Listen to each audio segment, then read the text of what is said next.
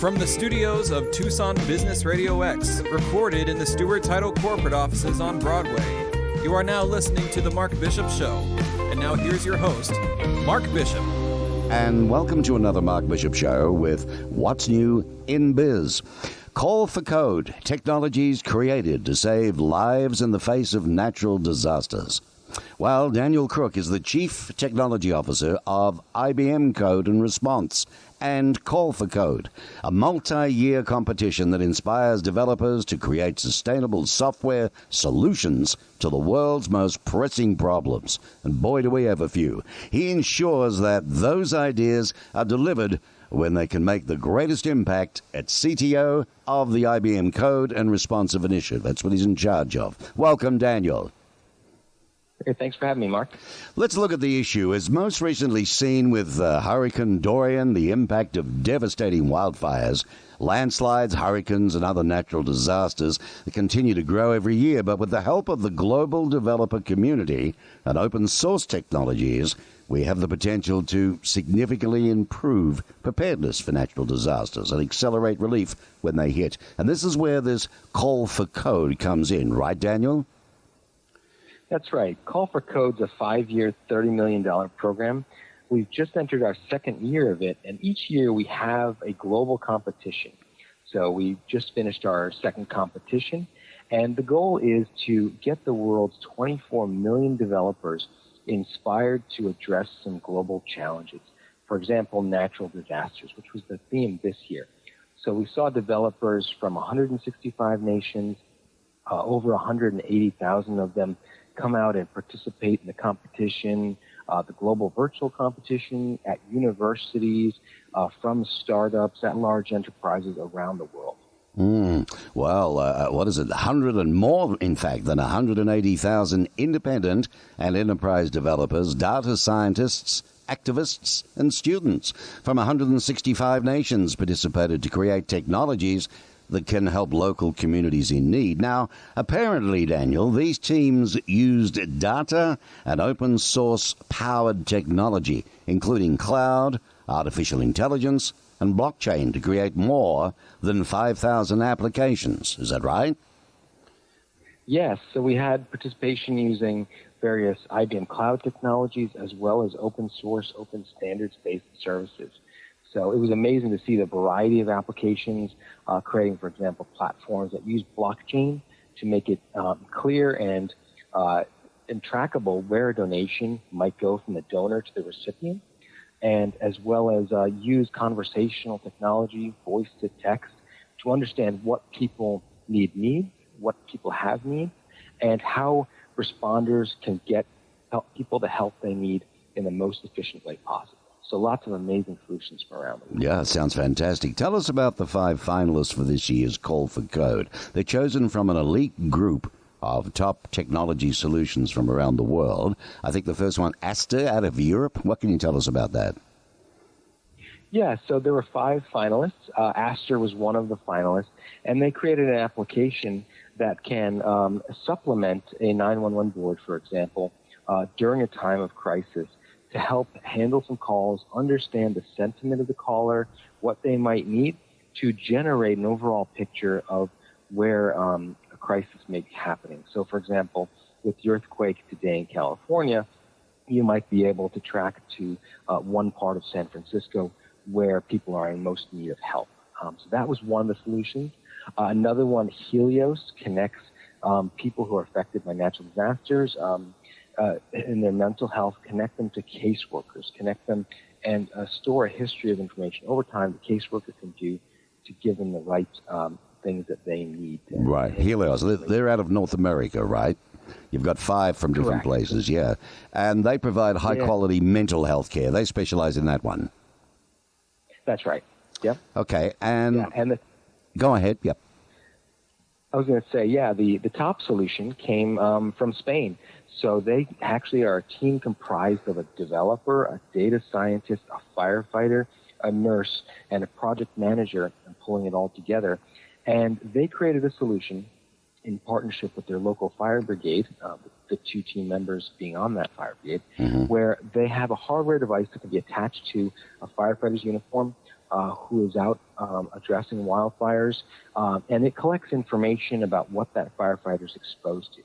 So that information is emitted over the network, stored in a database where the fire commander can look at the real-time health of the firefighters answering that crisis. That's amazing. And what it can also do is, based on that real-time information, also derive long-term trends to realize what sort of corrective actions or medical attention that a firefighter might need over the long term to improve their outcome.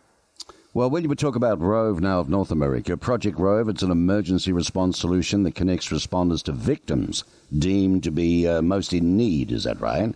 Natural language processing, crowdsourced SMS messaging. What goes on there with ROVE?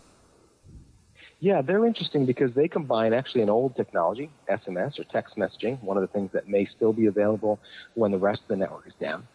They grab those text messages and the locations where they're coming from to plot those on a map and group certain needs together. And so that information is shown to a first responder, and it's also mixed with weather data and satellite information based on what sort of routes are still available. So it helps, again, improve the outcome of getting resources to the people that need it most when they need it.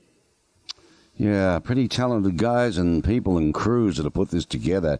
Last but not least, Sparrow Platform out of the Asia-Pacific region. Yeah, Sparrow is a really cool solution because they capture the idea they're creating technology, but they're integrating it with tools that we already have today. So if you use WhatsApp or you use Facebook Messenger or another social media platform, they can plug into that so you're not installing something during a disaster. And what they can do is you can ask the Sparrow platform, if you have a particular medical emergency or you have some sort of symptom, it can instantly give you a confidence score on what the issue might be and what actions you can take. You can also use it to escalate it up to actually talking to a real person. And they've already prototyped this in India with a hospital with 50 doctors. And so it's a way to connect on demand through the system, be matched with somebody who can help you out quickly and easily and get you the help you need fast. Wow. Well, the winning solution, this is going to be further developed and deployed by IBM Code and Response, your mob, an initiative in collaboration with some of the world's leading disaster, technology, and human rights organizations. And apparently, you're in bed with the United Nations Office for Disaster Risk Reduction, the Clinton Foundation and Clinton Global Initiative University, the Linux Foundation, AT&T, FirstNet Authority, Consumer Technology Association Foundation, and Partnership for Inclusive Disaster Strategies. So Code and Response is currently piloting Project OWL. This is a winning solution from Call for Code in 2018 in regions recently affected by the natural disasters, including Puerto Rico and Houston in Texas. That's right. So Call for Code is the yearly competition that generates the new ideas, the innovation, based on real-world problems that, for example, you mentioned the UN Disaster Risk Reduction Organization produces something called the Sendai Framework. It outlines the key issues that affect disaster risk reduction, and so developers can use that as a roadmap to create solutions in the context of the competition. So after they've created the solutions, the IBM Code and Response program is the incubator or the support deployment framework that makes those ideas real. So Code and Response is also in partnership with the organizations you mentioned, and what it does is provide funding to the winning teams. It provides mentorship and resources. It provides individual experts, such as those from the IBM Corporate Service Corps program, so top-performing employees who volunteered their hardware, software, user experience, and community-building skills to take the ideas that come out of Call for Code, make them into sustainable solutions, and make sure they have an impact around the world in partnership with organizations that can help them scale. Any other stuff there, Daniel? Like, what are some of the other notable solutions that you've seen this year? Anything we haven't touched on? Yeah, so there's some really interesting ideas that came out. One from South Asia, from Myanmar, that helps use visual recognition, so detect patterns in images, to determine if a blood sample if someone is infected with malaria. So it helps do a very quick assessment on a blood sample, faster than a regular lab test. So that was one great idea. We also saw ways to gamify consumption or conserving the consumption of water from a team in Egypt. So basically what you do is you create a mobile app and provide a way for people to take actions to save water, and they'll get rewarded through vouchers and discounts. Yeah. And lots of amazing ideas. And we do hope that even the ideas that didn't make it up to the top tier, the 5 finalists, continue to move on, continue to have support from the Linux Foundation to build out their ideas where they can have not only that local impact, but also scale around the world.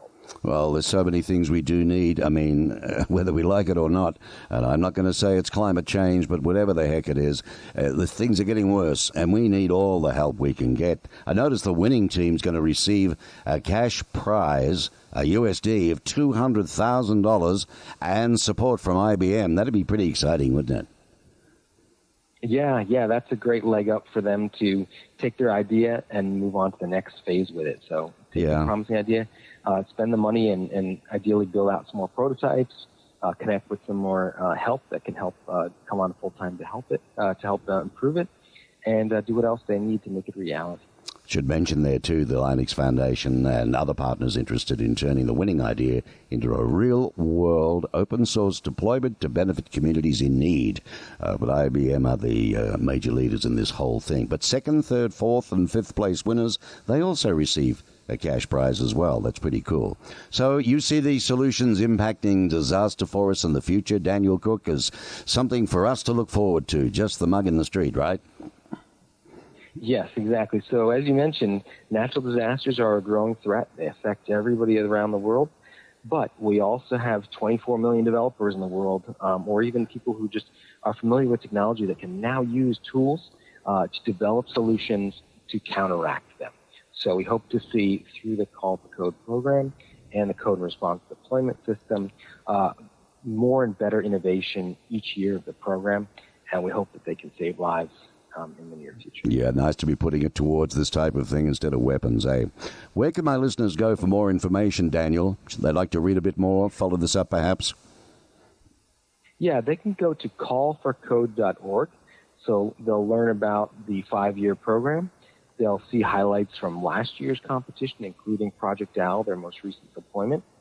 They'll see this year's winners.